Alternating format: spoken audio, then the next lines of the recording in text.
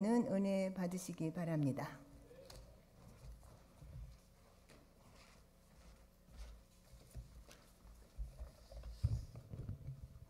할렐루야.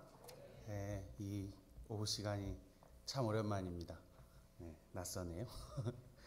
너무 잘하죠. 우리 어린이들 내도 아닌데 이렇게 예쁘고 이렇게 잘하는지를 몰라. 우리 한 번 더 우리 격려하면서 너무 잘했습니다. 우리 박수해 주실까요? 너무 감사합니다. 저 안에는 분명 어린이도 아닌 것이 어린이 척하면서 있는 아이도 있었지만 여러분 박수만 치지 마시고 생각나실 때마다 우리 사랑하는 교회학교 아이들을 위해서 봉투도 좀 내주시고 파란 것도 좀 내주시고 노란 것도 좀 내주시고 격려해 주시기를 바라겠습니다. 할렐루야. 오늘은 미싱 실종이라는 제목으로 우리 어린이부 헌신 예배인데 제가 정말 오랜만에 어린이들 앞에 섰는데 잘 할 수 있을지 모르겠습니다. 오늘 본문은요, 예수님의 어린 시절, 그러니까 사적 생애를 기록한 유일한 누가복음의 본문입니다. 30살 이후를 공적 생애를 하고요, 이 사생애인데 가장 자세하고 또 가장 많이 기록한 이가 오늘 누가복음입니다. 그래서 이 누가는 예수님의 제자는 아니었지만, 생전 제자는 아니었지만 그 후에 예수님의 이야기를 구전으로 듣고 함께 들으면서 이게 디테일하게 그의 기록들을, 예수님의 기록들과 생애를 기록해 놓았습니다. 오늘 본문을 보니까 41절 42절에 의하면 12살이 되어 명절을 맞았다 그랬습니다. 6월절이죠. 모든 경건한 유대인들은 구약 성경에 기록된 대로 1년에 3차례씩 예루살렘 성전을 가야 했습니다. 오늘 아마 요셉과 그의 가족도 역시나 마찬가지로 경건한 유대인으로서 예루살렘 그 성전에 가서 명절을 맞이하고 있는 것으로 보여지고 12살이라고 기록되어지고 있습니다. 6월절 12살, 우리 유대인들은 바르 미츠바라고 해서 성인식을 합니다. 13살, 12살 이렇게 하는데요. 여자는 바트 미츠바, 남자는 바르 미츠바. 성인식을 하는 아주 중요한, 유대인에게 있어서는 가장 중요한 행사입니다. 제가 유대인들을 잘 알지 못하지만 유대인들에게 있어서 성인식은 우리나라의 결혼식 또 어떤 당의 특별한 그 행사와 같이 아주 특별하게 그리고 아주 성대하게 치른다고 그러더라고요. 그래서 유대인들이 오늘 예수님이 아마 성인식을 기념하여 갔을 수도 있을 것이다 라고 보고 있고, 그 회당에서 랍비들과 함께 선생들과 함께 대화하고 토론하고 있는 것으로 보여집니다. 오늘 제가 왜 미싱 설교 제목을 실종이라고 잡아보게 되었냐면, 영국 웨스트민스터 채플에서 마틴 로이드 존스 목사의 후임으로 있었던 로버트 틸만 켄달이라고 하는 목사가 한 책을 썼습니다. 성령을 소멸치 않는 삶, 잃어버림에 관련되어져 있어요. 성령을 소멸하는가, 잃어버린 채 살아가고 있는가 관점이에요. 사랑하는 여러분, 우리는 성령을 소멸하고 살아가고 있지는 않은가? 성령을 잃어버리고 있지는 않은가? 외면하면서 살아가고 있지는 않은가? 잃어버린 채로 방치한 채 살아가고 있지는 않은가? 오늘 한번 생각해 보고 싶습니다. 오늘 이 본문, 누가복음 본문을 어떤 목사님들은 종종 예수님을 잃어버렸다라고 하는 관점으로 설교를 많이 하시기도 합니다. 저는 오늘 이 본문과 함께 오늘 주인공인 어린아이들의 제목을 함께 잡아보려고 했던 것이에요. 어린아이들이 특징이 있습니다. 그렇죠?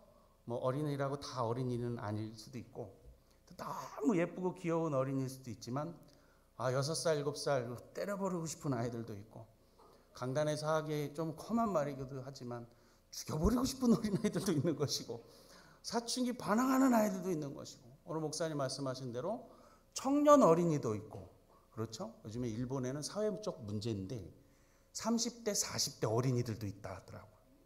요즘에 TV 예능 프로그램에 미운 우리 새끼 이런 어린이도 있고 다양한 어린이들이 있어요. 어린이의 특징이 있습니다. 여러분, 어린이의 특징이 무엇이 있을까요? 어린이는 어떤 특징을 가졌을까요? 잘 잃어버립니다.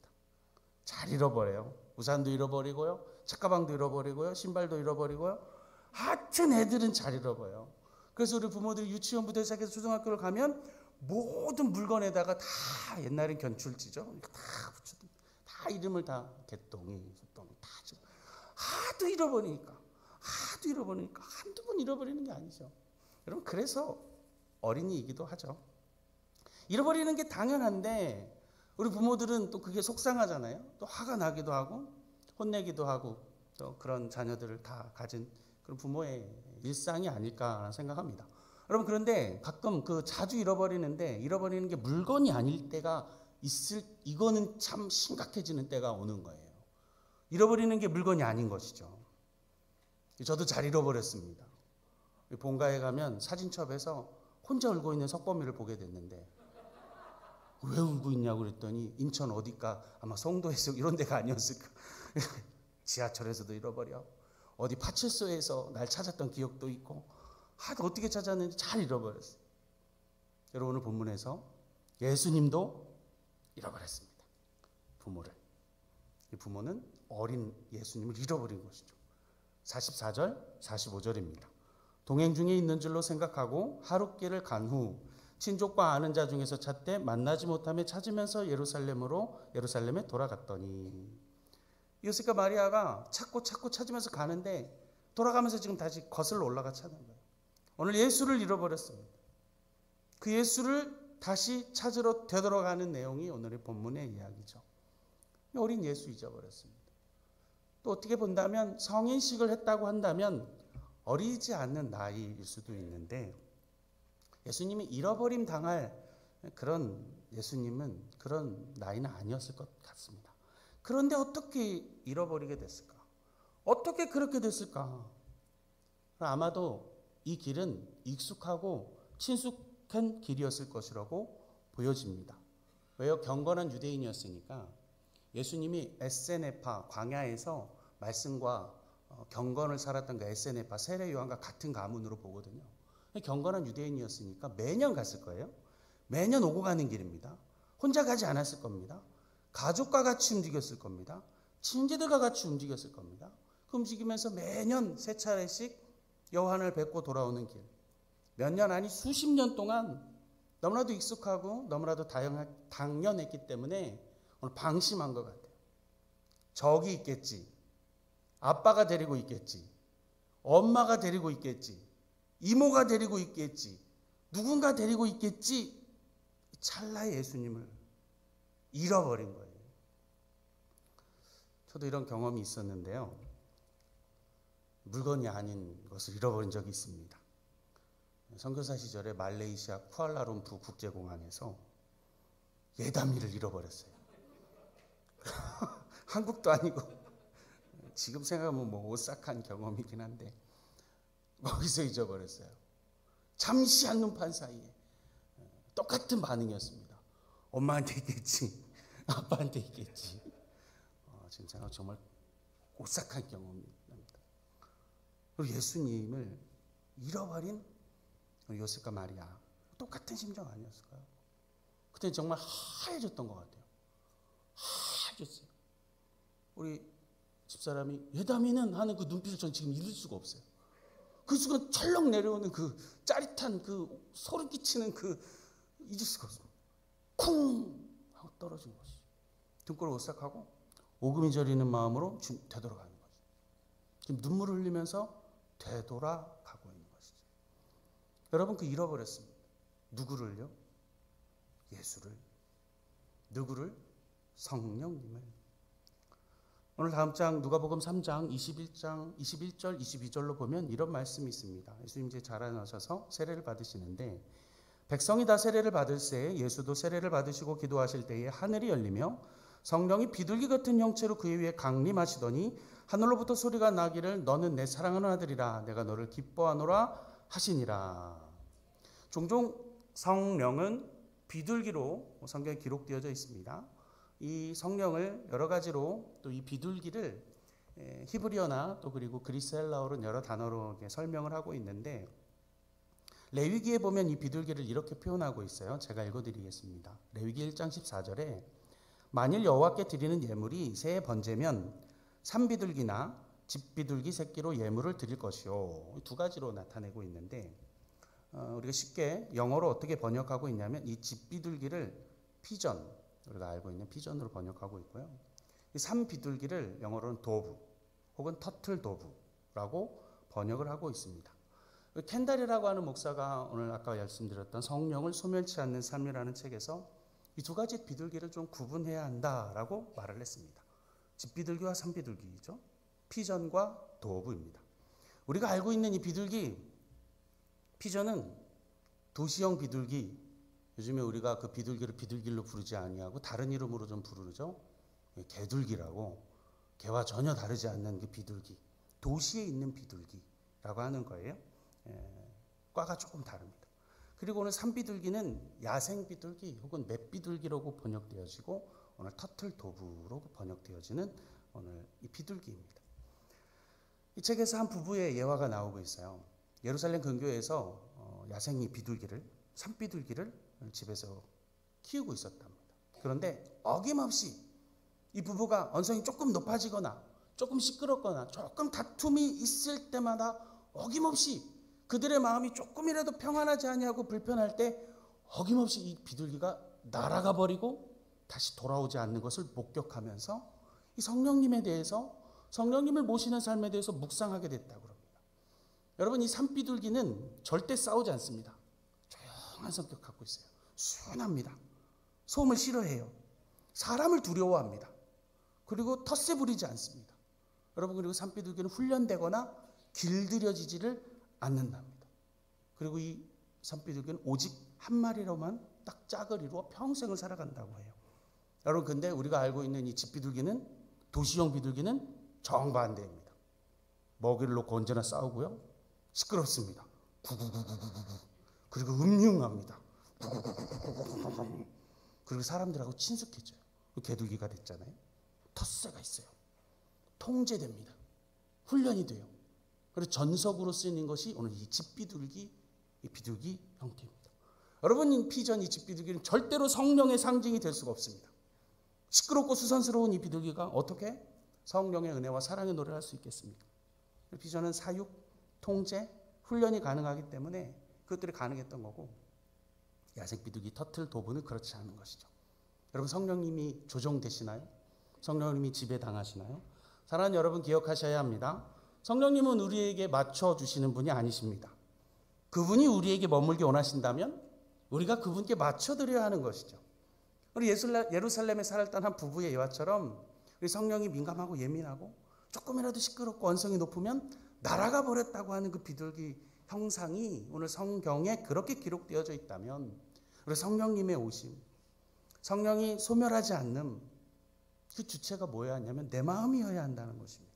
내 마음이 성령을 잃어버리지 않는 삶을 살기 위하여, 소멸되지 않는 삶을 살기 위하여 평안하고 평정심을 유지하고 시끄럽지 아니하도록 잃어버린 상태가 아니라 그 안에 함께 머무는 성령을 함께 머무는 상태로 만들어 가야 한다라고 하는 것을 여러분 기억하시기를 바랍니다. 여러분, 입으로는 와주세요, 성령님 초청합니다 라고 말하면서 입으로는 그런데 내 삶의 현장은 아이 셋 있는 주일 오후 집안 마룻바닥의 상태라면 성령이 오실 수가 없는 것이에요. 성령이 오실 수가 없는 것이죠. 여러분, 오늘 요셉과 마리아가 여러분 그 마음을 가지고, 애통의 마음을 가지고 잃어버린 그 성령을 향해서, 잃어버린 예수를 향하여 그 길 걸어가고 있습니다. 그 길은 애통의 길이고 그 길은 회개의 길입니다. 여러분, 잃어버린 순간은 한순간이었지만 찾는 순간은 3일이었습니다. 그 길을 걸어가고 있는 것이에요. 여러분, 잃어버렸다면 그 길 다시 찾아오는 그 애통의 길 걸어가는 우리 모두가 되기를 간절히 축복합니다. 또 어린이 특성이 무엇이 있을까요? 우리 어린이들은 어떤 특성을 가지고 있을까요? 잘 듣습니다. 잘 들어요. 그렇죠? 잘 들어요. 오늘 46절의 말씀을 함께 같이 읽어보겠습니다. 46절 함께 읽어보겠습니다. 사흘 후에 성전에서 만난즉 그가 선생들 중에 앉으사 그들에게 듣기도 하시며 묻기도 하시니, 아멘. 듣기도 하시니 대화하고 있어요. 들으면서 그 안에 선생들, 바리새인, 종교 지도자, 서기관들과 함께 여러분 이것이 이제 유대인들이 하는 그 토론, 여러분이 아시는 하브루타 토론을 지금 하고 있는 거예요. 오늘 46절을 자세히 살펴보면 예수님이 앉아서 하고 있는 특징이 하나 있는데 뭐냐면 듣기도 하셨다는 것입니다. 예수님도 듣고 계십니다. 예수님도 귀를 기울이고 있습니다. 예수님이 귀를 기울이며 배우기도 하시며 듣는 훈련을 하고 있었다라고 오늘 말하고 있는 것이에요. 예수님도 잘 들으셨습니다. 귀를 기울이셨습니다. 여러분 그런데 우리는 잘 못 듣습니다. 때로는 안 듣습니다. 때로는 의도적으로 안 들을 때도 있는 것이에요. 못 들을 때도 있지만 안 들릴 때도 있지만 이건 어쩔 수 없는 영역이지만 때로는 어쩌면 우리 마음에 완악함이 있어 안 들으려 하는 듣지 않으려 결정하고자 하는 그런 완악한 심령이 우리 마음 가운데 있다는 것이에요. 근데 여러분 어린이들이 잘 듣습니다. 동의하세요? 아니랍니다. 완고히 거부하고 있어요. 여러분 잘 듣습니다. 어린이들 잘 듣습니다. 아이들 잘 듣습니다. 여러분 아이들 다 듣습니다. 다 알아듣습니다. 여러분 이 말은 다른 말로 바꿔야 합니다. 그러므로 우리가 잘 가르쳐야 한단 말입니다. 더 잘 가르쳐야 한단 말입니다. 여러분 우리 교회 어린이부 꿈꾸는 어린이부는 BCM 교육을 하고 있습니다. 바디 오브 크라이스트 모델. 여러분 구역 교재 역시 똑같은 본문과 똑같은 스케줄 따라 지금 계속해서 걸어가고 있어요. 여러분 그래서 어린이부가 성경 시간 확보해 놓으려고 해요. 여러분 그래서 이 성경 공부하는 그 시간에 여러분 이 어린이들이 성경을 가르치는 그 시간 잘 지켜주셔야 합니다. 드려야 할 분이 안 오신 것 같지만 여러분 혹시 자식 그리고 손주들 계신다면 꼭 전달해 주세요. 어린이들이 성경 공부하고 있으면 절대 방해하지 마세요. 먼저 오셔서 떠들지 마세요. 먼저 오셔서 문 열고 안 끝났니? 제발 그러지 마세요. 제발 전해주세요. 가까운 집사님 꼭 그런 분 있으면 꼭 전해주세요. 언제 끝나니? 문 열지 마세요. 문 열어주기 전까지. 여러분 어린이들 잘 듣습니다. 안 듣는 것 같아도 다 듣습니다. 다 알고 있습니다. 너무 신기해요. 우리 막내가 이제 7살인데요. 꼭 잘 때만 되면 아빠한테 꼭 이런 말을 해요.